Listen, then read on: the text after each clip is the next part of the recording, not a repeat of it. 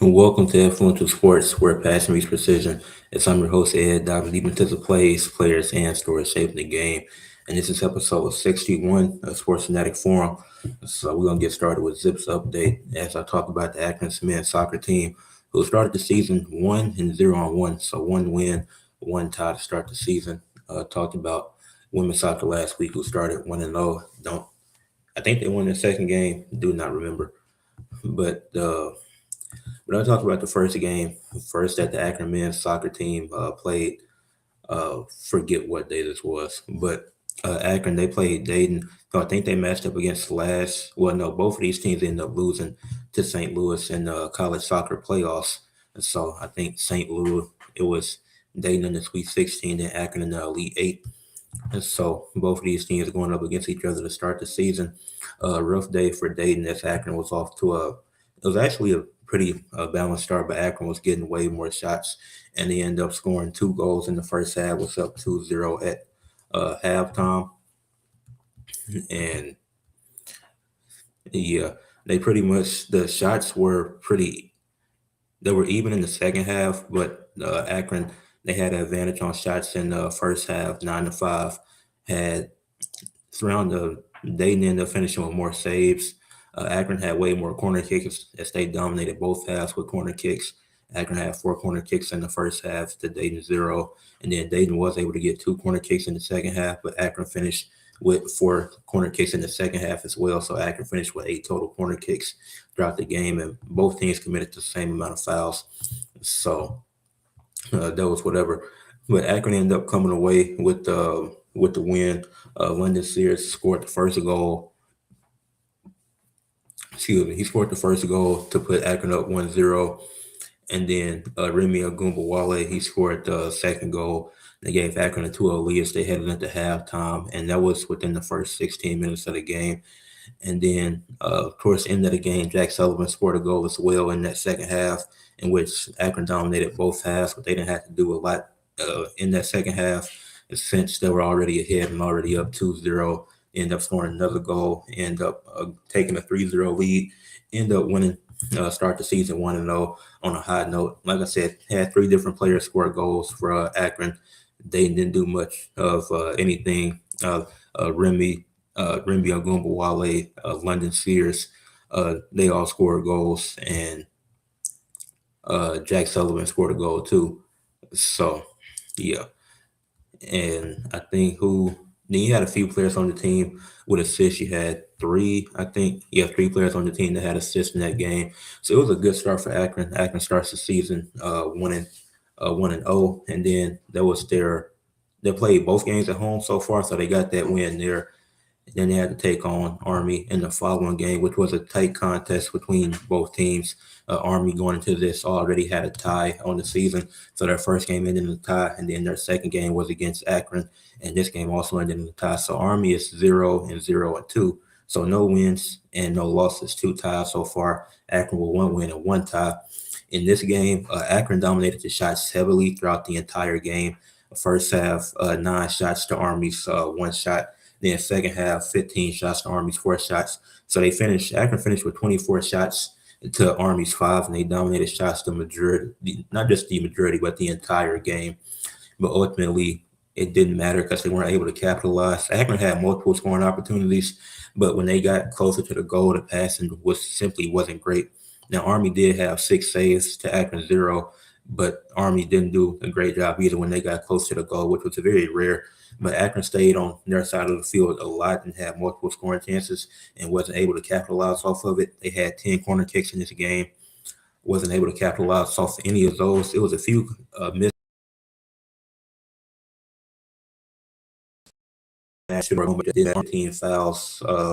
Towards the end of the game, it was very entertaining as the fight broke out. That was probably the most entertaining part of the game. There was some really good saves by the goalies. I uh, can't fake it. Both of the goalies did a great job. Now, Colin Gilbert for Army, he did have six saves compared to Brett Kaminsky, who didn't have any saves for Akron.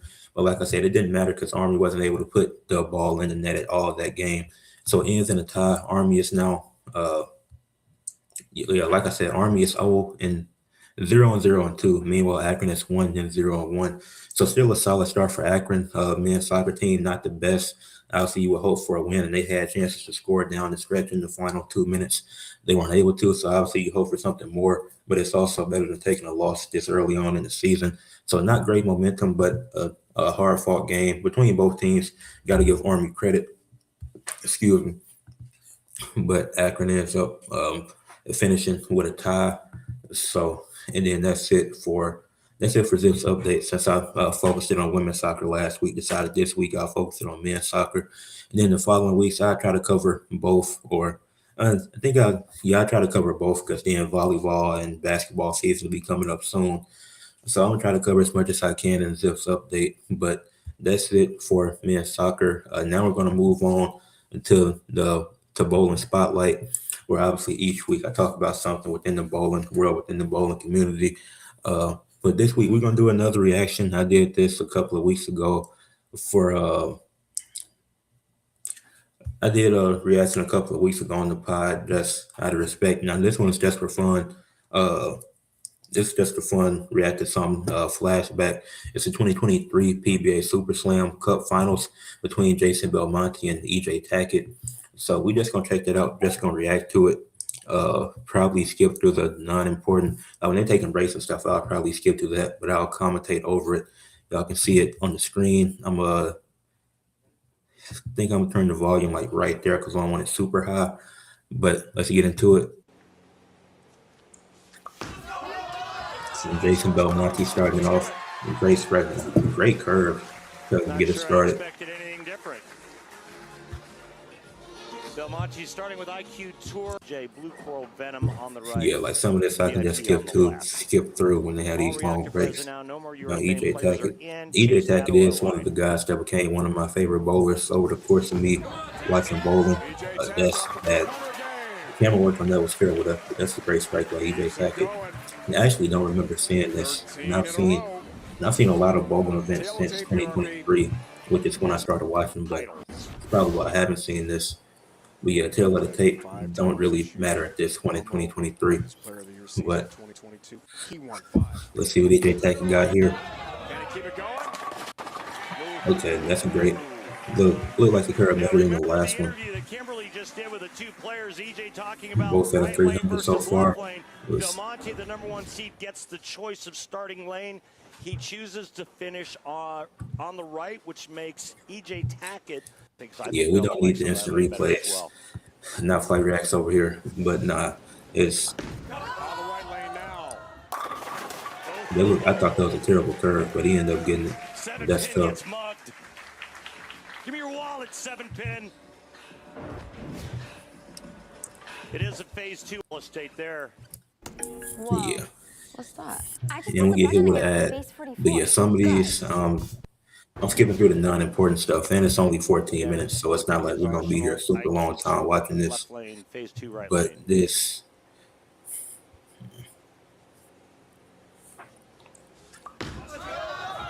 Now that was a great curve right there. That both still at a 300 so far. I'm trying to see who messes up first. These great bowlers are tearing over 2 million views. Okay. I don't know what the most viewed video is on the PBA channel, but this has over 2 million. I imagine that's not the most. It's probably somewhere more. But let's see what EJ Tackett got here. Now it's 6 straight strikes between the two so far. Nobody's messed up yet. There it is right there. You can see it's honestly really impressive how they're able to do this on such a consistent basis. And he gets strikes every time. Because he thought that wasn't good, but it was. So yeah, EJ Tackett probably my second favorite bowler after Justin Knowles, who I talked about last week for Bowling Spotlight. Just talked about why he was one of my favorite bowlers. Ooh, Strike streak comes to an end. first mistake. But that's a Yeah, it cold never camera fails. angle, though. It never fails. He gets the great break I, on the right lane, I carries think Brooklyn. He that's aces probably my one on the favorite left, camera angle and when it leaves that comes to stupid bowling. 10-pin. I wish I could do camera work for other Obviously, the sports. game would be much better if they took 10-pin out of the rack. But Because I mainly do I'm do camera right-handed. work for a lot of sports actually. But if I could do it for like bowling or wrestling, that would be tough. Timing shot. That's fast. You got the spare there, but that was a tough angle. Making the first mistake, not Well, that was only only getting 9 15 in a pins row on for that, Tack so he went before down the to 10 pins. 279. Not a bad start. Just thinking about that. But it's still a good start though, because he didn't mess up to the fourth frame. 15 majors a record. Jason Belmonte, one of the greatest all time, still doing his thing in 2026. 7th all time. Mark Roth is next. 34 wins, 6th place. Belmo. Oh, baby. Another strike from Jason Belmonte. Front four. Just a wrecking ball going. That's to a the cold pins. sign. Whoever came up with that is really creative. I ain't thinking about putting somebody's head on the top of the bowling pin. It's like a sign. That's Saw that creative. I like it. bowling ball is going down that right lane. What it does is it takes oil and pushes it in and create angle. They also have a little bit of hold area as well. 2023 was a great year for Jason Belmonte. He was at hella events, made a lot of money that year. TOC the lone title. Another strike, still rolling. Nasty. I was gonna say I probably should just go full screen. That makes more sense. It's always a good sign when you miss right and it gets back. It's a ball to come around the crowd. EJ. Okay, let's skip the bit. Ooh, that's rough. Another spare. But that's he's able to get that pin, which I think he will. But 9 pins on the 4th and 5th frame. That's rough.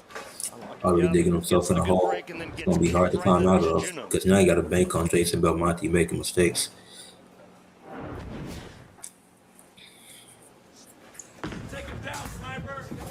Yeah, I figured he'd get I that. said jejunum. It's part of the stomach. It's pretty easy for him, but I don't know if you knew that. the spare's not gonna get you anywhere. Met 82 halfway through. This is uninterrupted coverage here on Fox of the finals. I thought that came off weird, but he still got the strike. So a good bounce back after having back-to-back 9 pins. So that was tough. Nationwide, you have watching. Like I said, we're not here for the instant replays. Belmonte 5 straight, 5 consecutive, 5 same difference. Will he make it 6? Okay, 6 is 6 consecutive strikes. Okay. Every player on.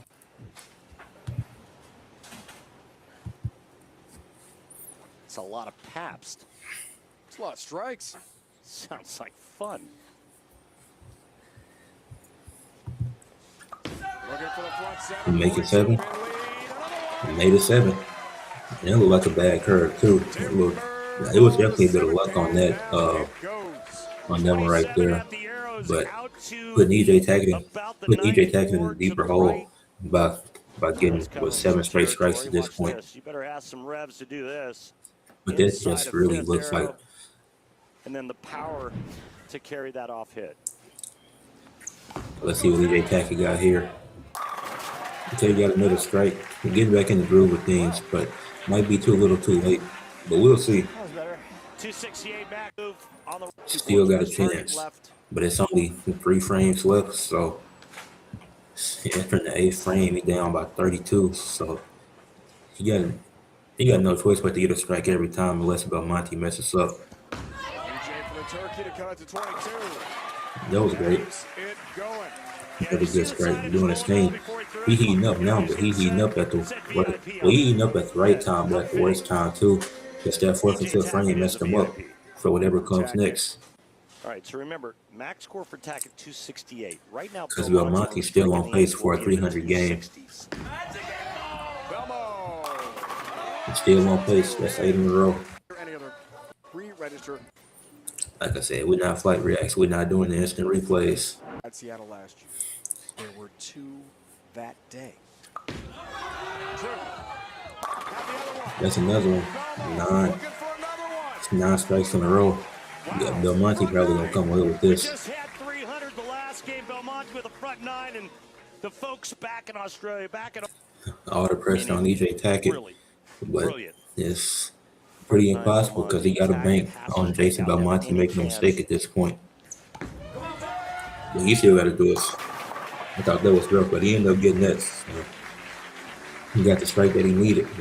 Everything after this has to be a strike. Another ad, whatever.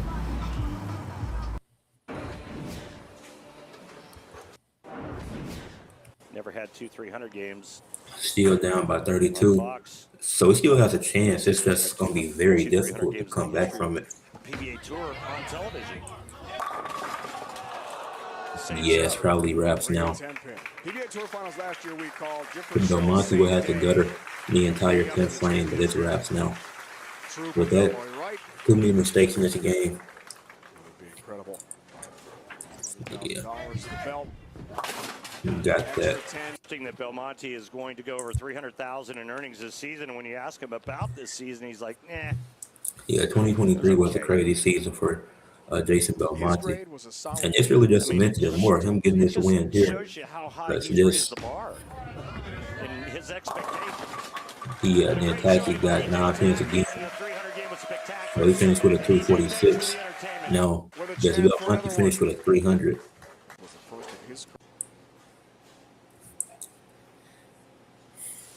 I mean, you don't need to because he got the win wrapped up now. But, wow. I thought that was going to be the one he got a spare on. It wasn't. Because that pin bouncing, got the look of the pin bounce. Next to us here, they'll pull up a chair to watch. Nah, that's tough. He's going to win the event. Now, how about a 300?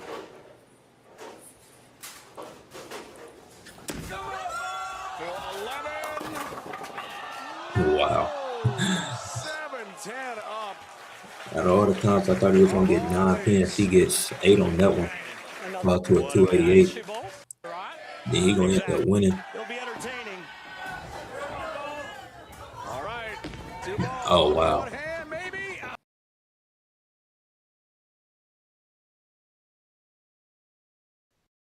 One of them, but he win 268, not 286.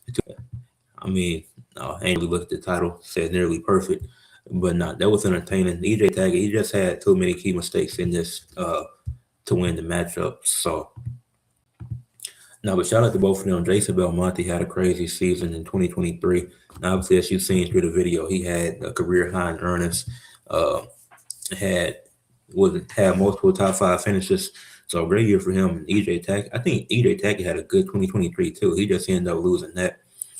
But yeah, that's gonna wrap it up for Bowling Spotlight. Reacted to that. I think this went a bit longer than expected because I thought me skipping through it would still take. Well, I don't know how much time it was gonna take for me skipping through it. But we got done with that a bit early, so that's gonna give us time to move on to the hot take of the week, which this is back-to-back weeks with a hot take about the 76ers. Last week, my guy Drew sent me a hot take about the Sixers, saying that they're going to be mid and won't meet everybody's expectations. This week, got a hot take from Ray saying that the Sixers will make the finals. So let's talk about that. As I kind of talked, like I said, I talked about the Sixers last week, and last week I said they're making the Eastern Conference Finals at worst, but they do have competition in the East. I don't think it's a guarantee. They do have a really talented starting lineup. I do like their starting lineup. But it is other teams in the East that they had to worry about. Like, I don't think it's I think it's a second round is the only guarantee. And I don't like guaranteeing things much in sports in general because you never know what can happen, whether it be an injury, suspension, a coaching change, or whatever. But I think it's a guarantee that this team gets to the second round. But who do they end up playing is the question. Because it is teams in the East that I think can get in battles, and it's teams in the West that I would take over them. The 2 teams specifically in the West I would take over them if they met in the finals. But can the Sixers make the finals? It's definitely feasible. Like, it's not the most impossible thing to do. Like I said, if I see them going to the Eastern Conference Finals, that makes them a contender. And you're going to the Eastern Conference Finals or the conference finals in general, Eastern or Western Conference, that makes you a contender. And I do see the Sixers as a contender. But in the East, the Knicks, I'm not counting the Knicks out. I know they lost Mitchell Robinson, but they still got majority of their key pieces from last year. Jalen Brunson is the second best player in the league. As I stated in my top 10 players video, you still got OG Anunoby, who's one of the best defenders, Mikal Bridges, who never misses a game, Josh Hart, who gives you everything that you need and then some. I still got Cat, who's been buying in defensively these last few years. So the Knicks still have, like, you want to go starter for starter, they still have a very talented starting lineup, and they have chemistry playing with each other, getting to the being in the playoffs multiple years, getting to the conference finals last year, winning the chip this year. So the Knicks have the talent and pieces to continue to compete and be at the top of the East. Like, they're still going to be one of the top Eastern Conference teams. Also, like the Toronto Raptors, while I do think they need to get a point guard, not even somebody that's like super crazy, but I think you can get a point guard that's like a really solid backup for Emmanuel quickly, and you can keep him starting like the Kawhi trade. I know they haven't said nothing yet, but with him being clear from the allegations and investigation, he'll be clear to get traded to the Raptors. So you're bringing in Kawhi to a team that was already pretty good defensively. You're getting the second year Colin Murray Boyle, see how he develops. You get Scotty Barnes, who's an all-star. He was top 3 in DPOY this season. Then pairing him and Kawhi next to each other, you have some great defense. You still got RJ Barrett there, who's a really solid player. And Darko Rajakovic is one of the best coaches in the NBA. Personally, my favorite coach. I think he's really great. Really fuck with his post-game press conferences. I think he does a great job with this team, and he did a great job with them versus the Cavs with having quickly out with Brandon Ingram struggling. So I like him for this team. I like him for the league in general, even if he's not with the Raptors forever. Wherever he coaches, I think he's going to be straight, but I hope he does stay with the Raptors. So the Raptors, I think they just based off the coaching, and the Sixers have good coaching too, but I just think based off the coaching that the Raptors will be able to compete. And then when it comes to who's that, then obviously the Sixers are having that top 3. Now, when it comes to who's fourth, who's going to be in that contention, I think it's going to be the Heat. I think the Heat make a serious move to try to get Drew Holiday. I think they convinced Drew to ask for a buyout in Portland so they can add him to that team. I could be wrong, but somebody like a Drew or a caliber of that, I think will be really valuable for them. And even if they don't do that and get the Drew Holiday type of player, I think adding Clay is a huge step for this team. You get some added 3-point shooting. Your defense is going to be one of the best in the league with Bam, Giannis, and Andrew Wiggins. So you're going to be able to stop basically virtually anybody.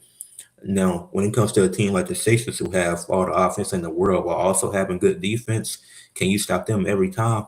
Probably not. But the teams lower than you who are offense heavy, like I think like the Pacers, the Wizards, the teams like that, I think I think that he can stop those teams and they can be in that top 4 range.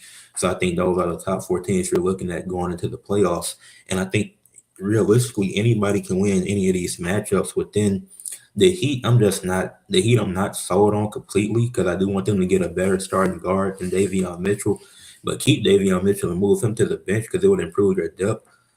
But as far as the hot take goes, I'm still waiting for these rosters to be figured out. I do think the Sixers go to the Eastern Conference Finals, but I'll agree with the hot take and say that they can make the finals because this is LeBron the last 2 years. They make it at least once in these last 2 years. If not this season, then next season, but maybe they make it this season and not next season. But then when they get to the finals, then obviously the hot take just says make it to the finals. It didn't say win. But let's just talk about that scenario too, who they could face. Because you have OKC, who's been the first seed 3 straight years in a row. OKC, I would probably take OKC. Because I'm gonna lean with who has the best player, and it's not even who has the best player because the Sixers have hella talent, but OKC still has the most depth in the league. Like everybody on that team plays so well, and I don't think Chet is gonna have the same performance he did last year. Even if OKC in the Spurs face again, which is likely, I don't think Chet is gonna be scared again of Wemby. Obviously, Wemby's the better player, but I think Chet realizes that he can't be scared of Wemby. He can't be scared of anybody, and generally, but I think he's learned from this past season, or at least I hope so. So I think OKC, I would take them over the 76ers because I like the depth on that team too much to really take anybody over them. And then the Spurs, if they were to get back to the finals, I don't see them making the same mistakes. I think every mistake they made against the Knicks, they'll improve on, even if they face the Knicks again. Whoever the Spurs, if they get back to the finals, they're going to improve on every mistake they made last year, and they're not blowing that many leads in 3 games, like a series that they lost in 5 that they should have won in 6 games. I don't see that being the case with the Spurs again going forward in the future. And I love the addition of Tobias Harris to that team that's added to their depth. They didn't get rid of De'Aaron Fox. You didn't have to give up on them yet. You need to see this season through and see what you can do. So I really like this Spurs team too. I would take the Spurs and OKC over the Sixers if they met in the finals. But if the Sixers if they met like the Timberwolves, if they made it, I would take the Sixers. If my Lakers made it, I would want the Lakers to win. But being realistic, I think the Sixers will beat us in a series. Rockets, I don't even think the Rockets make it. But if the Rockets did make the final somehow, I would take the Sixers. But I think Spurs and Knicks could get interesting. I think I would take the Knicks to repeat. But I think it'll be a more competitive series. But yeah, the Sixers, like I said, I agree with the hot take. I see them making the finals at least once within these last 2 years. So LeBron playing in the NBA. But I think it's going to take a lot for them to win. They still need a backup center. And that's the thing that concerns me about them. They need a backup center because if Embiid goes down, do we trust who trusts Adam Bona to be the starting center? Because I don't. And it's nothing against him. I just don't trust him to be a starting center, especially at this point in his career. Like he's going to be. And then the Sixers, they did get a big favor from Adam Silver by having the least back-to-backs in the league. So people can feel how they want about that. It's not necessarily fair. But back-to-backs in general honestly, back-to-backs should be eliminated. Like, it's not even about the Sixers, but just in general. Because it's usually the teams that shouldn't be playing the most back-to-backs that get them anyways. And then people complain because the Sixers did have the most back-to-backs a couple of years ago when they had a hella injury-prone roster. But yeah, I agree with this hot take. I think the Sixers get to the finals at least once within these last 2 years. Obviously, I know LeBron will be hoping to make it twice. So we'll see what happens with that. But yeah, like this hot take. And then next week's hot take will be, I won't say what it is, but just know it's wrestling focused because we've talked about basketball the last 2 weeks, maybe 3. I forgot what the hot take previous to the Sixers, these last 2 Sixers ones was. But the next hot take will be about wrestling. But speaking of wrestling, let's talk about WWE Raw last night. Do the Raw recap. Gave it a 5 out of 10. More mediocrity. Raw isn't even bad. It's not good either. But it's not unbearable to the point where you just like can't watch it. Like it's still watchable. It has its moments. But it's like I talked about in the shorts that I made earlier. Like Oba and Braun, like y'all are having this whole segment just complimenting each other. Like this doesn't make sense. Y'all are supposed to hate each other, have this animosity, but then you're cutting a promo very on script where y'all just have so much respect. Like just go off script. If y'all both agree to go off script, then y'all both get punished. And the punishment shouldn't be nothing too crazy because WWE can't just take both of y'all off TV. Just agree to say something not too crazy, but that's gonna get some heat from the crowd. But like this promo wasn't good, and people are eating it up. Like Oba cut such an amazing promo. He didn't. Neither one of them did. And I'm a big Braun Breaker fan, but his promo wasn't good. Oba's promo wasn't good. Like it was really annoying. Them just glazing each other the whole time. Like where did all this respect come from? It don't make sense.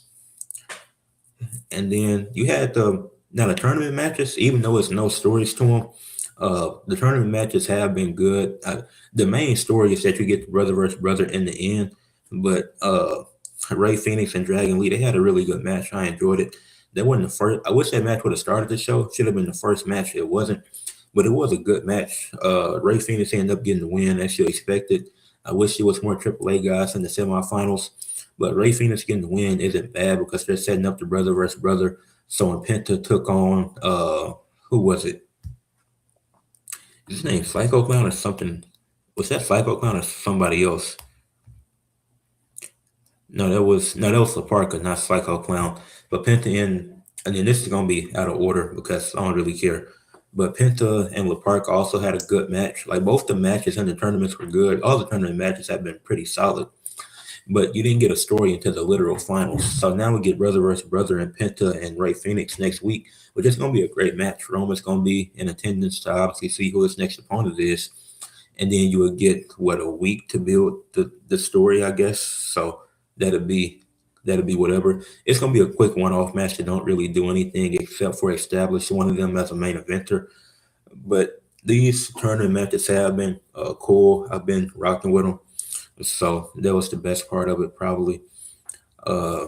Another thing I talked about in my shorts earlier, LA Knight. Since we're on the topic of Roman, let's just go to LA Knight and just keep bouncing from that. LA Knight cut a promo about how it's funny how a tournament was set up after he was told he has to win a tournament, but the criteria doesn't allow him to be in it. You're LA, you're right. That is funny because they don't want you to win. But I don't get. Just let LA Knight win. And if you want to do Roman over at WrestleMania, okay, cool. Have Roman beat LA Knight to get it back. But realistically, just have LA Knight beat Roman and have Oba beat LA at the Royal Rumble. Dude, like every big title change don't got to be at a major event. Like, let's do something at the Royal Rumble. It's been a minute since we've seen a significant title change at the Royal Rumble. I'm not counting tag titles as significant. Like a significant world title change at the Royal Rumble. It's been a while since we've seen that. So LA Knight's promo, I thought it was cool. Him and Solo ended up challenging the Usos to a match later that night. The Usos was like Solo was going to regret making his decision, this and that. But yeah, that set up the match for later in the night. That was the main event. Obviously, it's more throughout than I'm going to talk about, but I just stick with the main event now. The match was pretty solid. Then it ended in interference from Royce Keys and OTM. None of this makes sense. Royce Keys attacking LA Knight and Solo Sikoa when you were just teaming up with them at SummerSlam to take on the Usos and Jacob Fatu doesn't make sense at all. And then OTM getting called up to be with Royce Keys. They weren't on anything in NXT.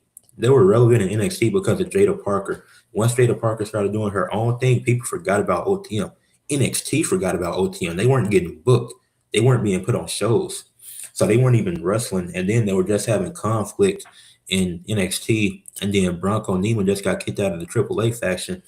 So Bronco gets kicked out of a faction in a different brand. They're both having conflict with each other on NXT TV. And now they're called up all chilling with Royce Keys because they are from the hood. Like, what sense does that make? Like, that don't make any sense to me at all. And then Royce Keys attacking people that he teamed up with that helped him at SummerSlam take down the Usos and Jacob Fatu. Now, his justification is nobody helped him when Jacob Fatu came out there. Well, the same can be said for Solo. But Solo didn't get pissed at LA Knight for not helping him during his match. So I don't want to hear that justification because it's nonsensical. It don't make sense. I don't want to hear that explanation when Solo was chilling. Like, he know that he had the match versus Jay, and LA Knight didn't come out there and save him.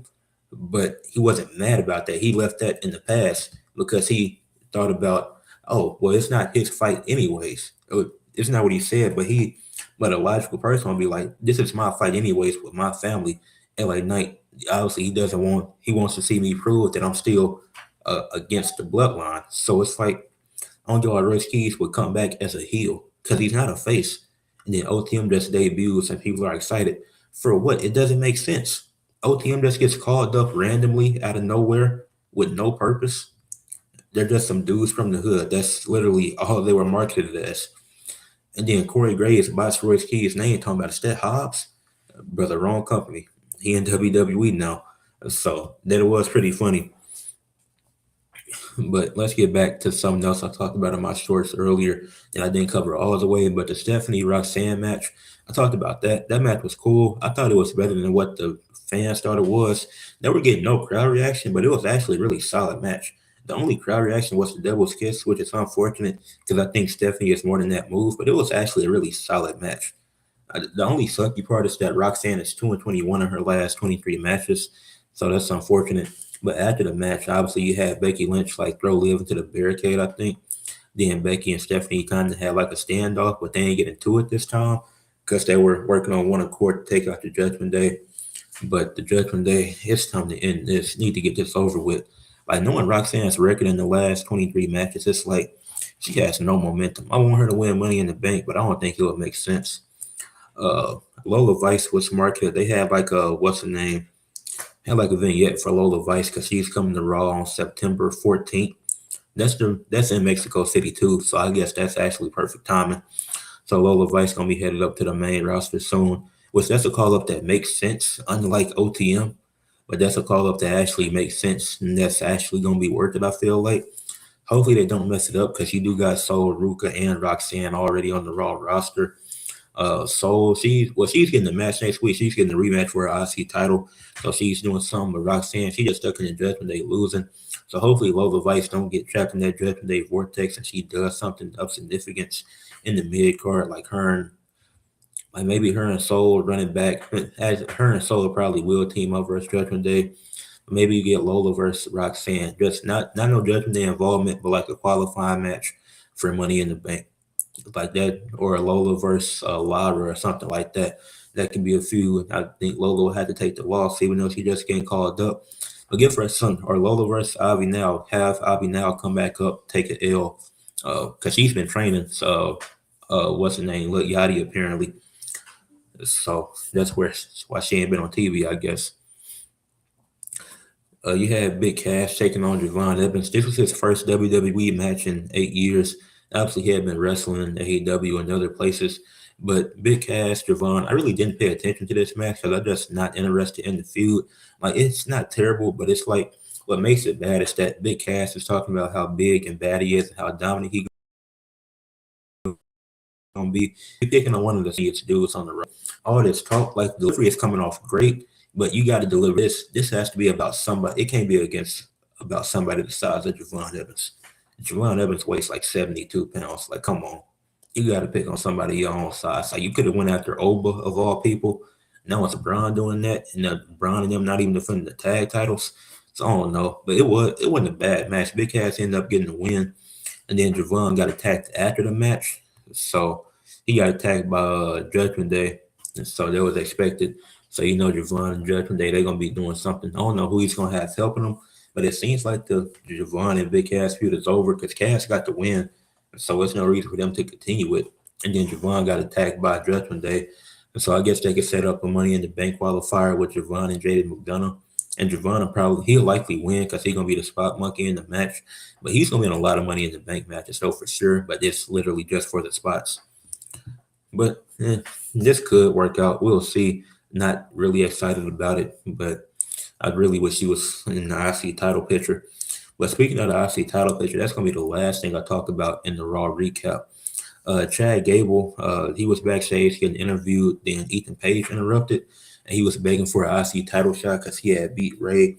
And then Chad was like, "I made you tap already, so you don't get a shot at the title." So Chad basically refused to give Ethan Page a shot at the IC title. So that was, I mean, I like it, but at the same time, I don't. It's like Chad's a champ, so he should have this. I don't know the word I'm looking for, but like he's a champ, so he should be able to make decisions on his own. Like, especially as a face, like, I've made you tap, I've beaten you already. Why should you get a shot? But at the same time, it's like you're a face refusing to face a heel, but you're kissing up to a washed up Hall of Famer, like Ethan Page said to Rey Mysterio, saying, "I want to pay you respect. I want to give you a title shot." Like, if he can just get a free title shot, then you should be able to prove, "Oh, I can beat Ethan Page again. I already beat you once. I have no need to give you a shot."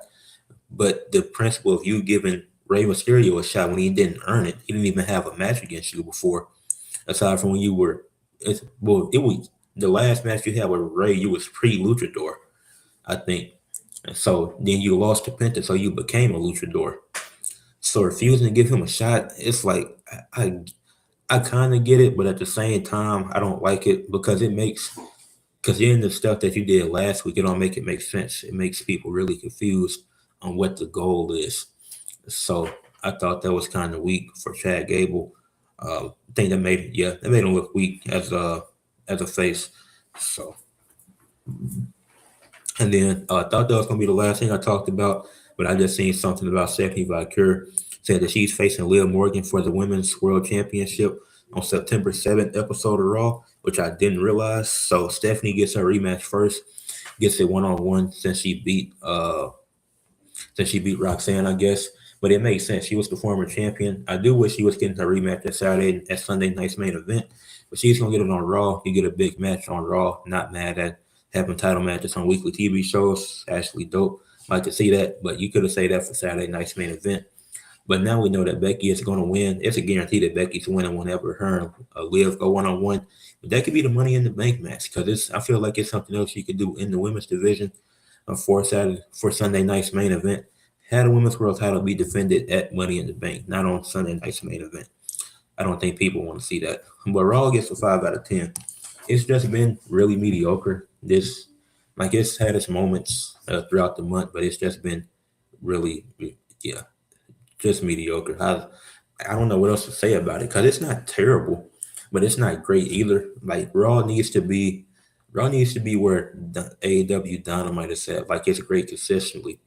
Like Impact, it's not great all the time, but it's usually pretty good. That's where Raw needs to get to. Raw and SmackDown. NXT, it's a weird period for NXT, but they're not terrible at the moment. But now moving on to the injury report. Since we just got off of wrestling, I'll stick with wrestling to start the injury report, then work my way to the other sports. But as far as significant wrestling injuries at the moment, Anna Jay for AEW is still out with a shoulder injury, which I didn't realize. I was like, she ain't been on TV in a minute.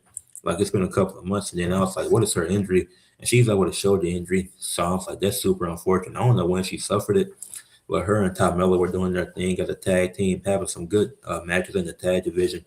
But it sucks that she's out at the moment because the tag division for the women's tag division in AEW is pretty weak. And then even if they're not like fighting for the titles, it's like having some good non-title feuds. You can use Anna Jay and Ty Mello for that, but you can't because Anna Jay is injured. But you could probably use Ty Mello for something. Like you could still, even Anna Jay, I don't know how you could use her at this point since it's ways you can use injured people, but if she's injured for a super long period, I wouldn't say don't utilize her at the moment. Excuse me. For TNA, Chris Bay is still out with a broken neck. I don't know how long he's going to be out. Obviously, we've seen Kevin Owens come back recently, and obviously we've seen guys like Edge and Christian take forever to come back, take like multiple years to come back from a neck injury. So Chris Bay, and then it's also nothing really significant in TNA, but I figured I'd just talk about Chris Bay anyways because I don't know what's next for him, but I think TNA could use him in like a commentary role or make him like a backstage reporter. Like he's still on the active roster, so I'll say give him something that you know he would enjoy and something that would make sense for his character because he can't take any bumps, but he can still work and do something of significance while being injured because the fans will love it. Like TNA, people are talking about how TNA has fallen off. I think you give Chris Bay something to do, like just like obviously he can't wrestle at the moment due to the neck injury, but if he just had something to do, I think everybody would be rocking with it. Then for WWE, Brunson Reed is still out with a torn tricep, but I think with them booking Braun and Owens this quickly, that Brunson Reed is coming back soon. Now, I predicted Brunson Reed to be back a while ago, so I still could be wrong, but I see him coming back in the very near future to help Braun Breaker. I think when the division splits eventually, Braun Breaker and Brunson Reed will still be cool. They just won't be a tag team anymore. Like I think they'll just go their separate ways, but they'll be like cool with each other, and they'll usually be heel and usually be face at the same time. So that's the injuries for wrestling. For the MLB, Tommy Troy is out with a shoulder injury for the Diamondbacks at the moment. Don't know how long that's going to keep him out, but we are gearing up towards the end of the baseball season within the next month or two. So it's going to, I don't know where the Diamondbacks are at in the standings because I hadn't checked, but the Diamondbacks, are they still in? Yeah, they're still over 500. They're 69 and 63, but they're third in their division because the National League West features the Dodgers, who have 80 wins. So, but yeah, the Diamondbacks definitely gonna need him back whenever they're able to. But he's out with an injury with a shoulder injury. Sam Batchman for the Angels is out with a forearm injury that's going to keep him out for a little minute. So, excuse me. But it won't matter as the Angels are 52 and 80. So, even if he was able to come back ASAP, it wouldn't matter because their playoff hopes are pretty much dead. And then the last MLB injury is Derek Hill with neck stiffness for the Philadelphia Phillies. Neck injuries in general are just tough to deal with. So it's like it's not a clear timetable on when he'll be back. Obviously, the Phillies could use him. They are 73 and 59. so they don't need him at the moment. I think they can still succeed to conclude the regular season. But obviously, going to the playoffs, you'll want him, which I think he'll be there for. But neck stiffness, that's tough, and you never, like I said, with neck injuries, it's really hard to it's hard to navigate. For the NFL, as the NFL preseason is happening, college football is coming back soon. There's some injuries within training camp and some injuries from carrying over from last season going into this season. Michael Parsons, obviously, he's still out with the torn ACL, but he is targeting a Week 6 return, which is ironically the game the Packers play the Cowboys.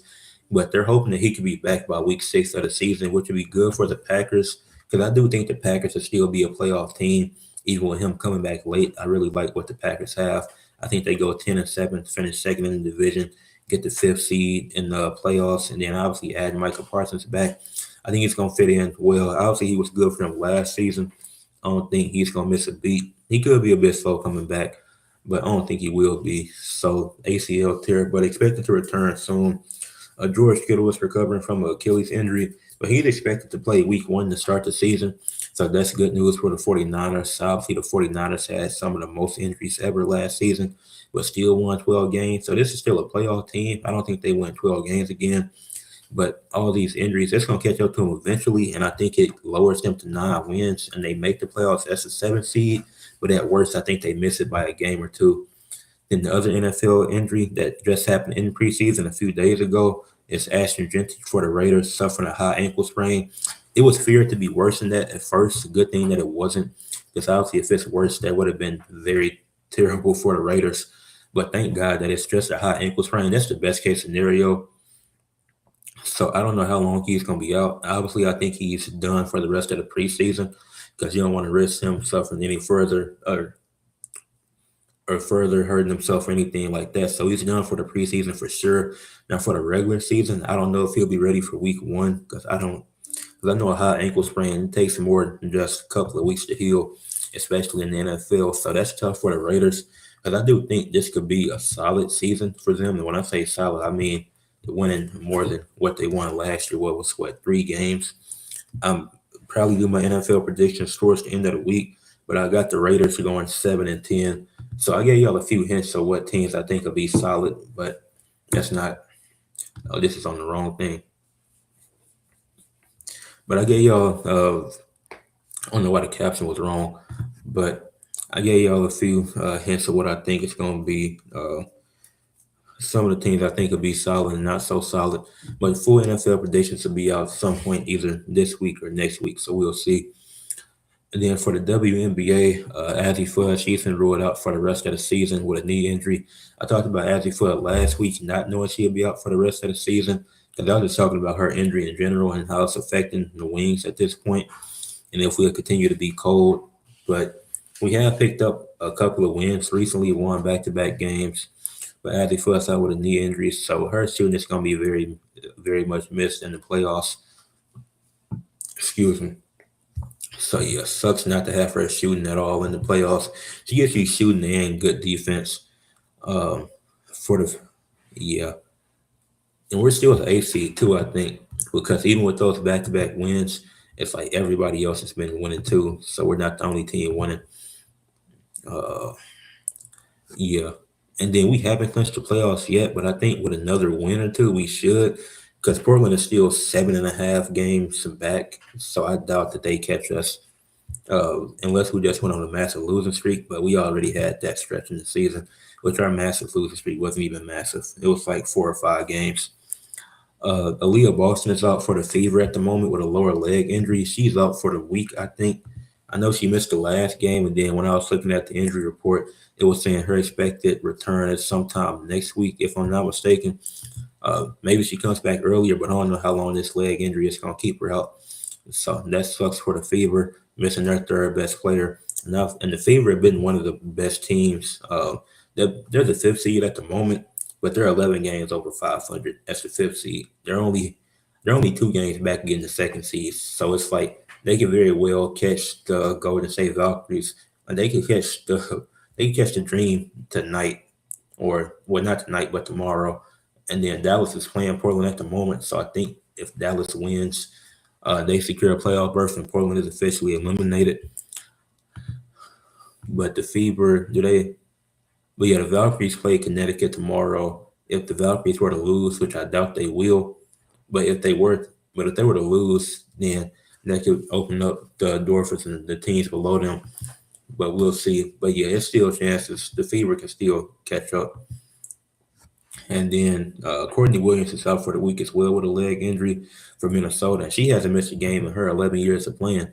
So this is her first time having a major injury that's actually keeping her out of action. But the Lynx, but the Lynx they'll be fine. They're the first seed with 31 wins. They pretty much got that locked up. They don't officially have it locked yet, but I think with her missing a little bit of time, as long as it's nothing too bad, I don't think it's gonna be. I don't think it's gonna be terrible. But speaking of the Lynx, we can transition to are we buying this? Will Olivia Miles win MVP and Rookie of the Year in the same season? It's been one of the biggest topics of discussion this WNBA season. Will Olivia Miles win MVP and Rookie of the Year? I think she's a lock for Rookie of the Year, giving you 19.7 points per night, 4.6 rebounds, 6.2 assists, 1.3 steals. And she started in every game that she's played. So I think it's like she's clear cut Rookie of the Year. Flajay Johnson, she's had some good games, but she's been really inconsistent this year. Sydney Taylor, she caught on. She's had a good year, but she caught on later in the year. Azzy Flood, she's been setting records when it comes to 3-point shooting, so I got to give her. And obviously, I love Azzy Flood being a wingspan. So, like, they're obviously in contention for the award, but I think it's a clear cut. Olivia Mouse is going to win it because of how impactful she's been. She got drafted to the Lynx, but Nafisa Collier didn't play much. Like, Nafisa Collier she's only played 11 games so far out of the 39 the team has played. So she's missed 20 something. She missed the first 28 games of the season. And then Fees came back and been doing her thing, showing why she was an MVP candidate the last year. But Olivia Miles has still been leading this team. And when you look, like her lowest scoring game was against the top seeded. She actually has her lowest scoring game, highest scoring game against the same team in the Golden State Valkyries. Well, not her highest scoring, but her most efficient game came against the Valkyries, and her lowest scoring games came against the Valkyries. So she has performed and she has underperformed, but the Valkyries are the top defense in the league. So you can't put too much stock into that. But Olivia Miles, she's been a good scorer. She's giving you almost 20 a night. And then it was at 20, and then Fee came back, and she's giving you 18. So Olivia Miles' points dipped a little bit. But Olivia Miles shooting 49% from the field, 39% from three, and 87% from the free throw line. So she's doing all this while being super efficient, being the lead playmaker on the team, being one of the best playmakers in the league, creating space, doing everything you need a point guard to do. So she's Rookie of the Year for sure. Like I said, Flajay Johnson, dope rookie, my favorite rookie, but she's been inconsistent this year. She's had some really high, her high super high, but her lows have been really low. So she's just been really inconsistent this year. And I think she'll improve. I just think the Storm is just the Storm are a really young team. So it's a growing pains with that. So it's gonna be moments like that. So that was always expected. It was gonna be moments where the consistency is there. It's gonna be some inconsistent moments with a super young team like the Seattle Storm. With Azzy Fudd, she started the season on the bench, but once she started playing, it was like, oh yeah, she's second now. Because she was lighting up from three. She was giving you good defense. Like Azzy Fudd was going crazy. But now her potential rookie of the year campaign has been ruined due to injury. So now she's out for the rest of the season. So that's just rough.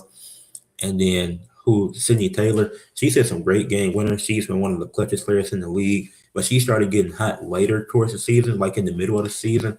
Like she didn't catch on. Like even Azzy Fudd, she caught on a bit early in the season. It took a couple of games, but once she started getting more minutes, she was doing her thing. Sydney Taylor, it just took a minute to get hot, and it could be for multiple reasons because she wasn't playing a lot in those first four games. Because it was when you were looking at Chicago, you were really looking at Gabriella Jaquez as the rookie for that team, and she's still been dope. But Sydney Taylor's outplayed her recently in this later stretch of the season, which is surprising to me. But Olivia Miles, she's definitely Rookie of the Year. Now for MVP, and I can't. MVP is tough because I get she's been the best player on the Lynx this year, and the Lynx have been the top seed in the league for the entire year. And the story is Nafisa Collier missed 28 games out of the 39 they played. So that's really impressive. And Olivia Mouse has been the one leading them. But then you got the Aces at the 3 seed. Got Aja Wilson, who's leading the league in points, who's been a great rebounder, who's giving you a nightly basis that's going off. Most recent game had 27, 7, and 7. So it's like you can't count Aja Wilson out the conversation when she has and I don't think anybody's doing that, but she's been leading the league in points by a significant amount. She's been leading at 26 for the most of the year. Kelsey Mitchell was at 24.8 now, but before her 20-point streak, or even like the middle of the streak, she was still at like 21. So that streak definitely helped her. Aja's been the leader in blocks per game, only person averaging 2 blocks per game in the W. She's averaging 9.5 rebounds, top 5 in rebounds as well. So Aja Wilson is checking every box, especially as a big. She's getting you points, getting you rebounds, getting you blocks. So Aja Wilson is obviously in that conversation. Can't count her out. And then you got 2 teammates, so Caitlin Clark and Kelsey Mitchell. People argue all day about who is better between them. That's the best backcourt in the league. I can't fake it. Kelsey Mitchell gives you the great scoring. Like, she's an elite scorer. But Kelsey Mitchell doesn't give you anything else aside from that elite scoring. She'll give you playmaking some nights, but that's not her primary role. But people don't. But at the same time, it's like she don't give you great defense either. Now, same with Clark and Mitchell. They don't give you great defense at times, but when they buy in, it can be solid. It can be really good when they buy in. But Kaylin, she's a great playmaker. She can go off. Obviously, both of them can go off, and they win more games when Clark is leading in scoring. But Caitlin, when she's leading in scoring, she's usually leading in assists too. So she's generating and creating a lot of points throughout the game. So Caitlin Clark is personally the best player on the Fever, in my opinion. And then people want to argue Paige. Obviously, as a wingspan, I love Paige, but I can't make the argument for Paige as an AC because I can't even say that she is carrying this team because Jessica Shepard has been having a really good all-around year. Azzy Flood came off the bench. When she finally started getting minutes, she was going off.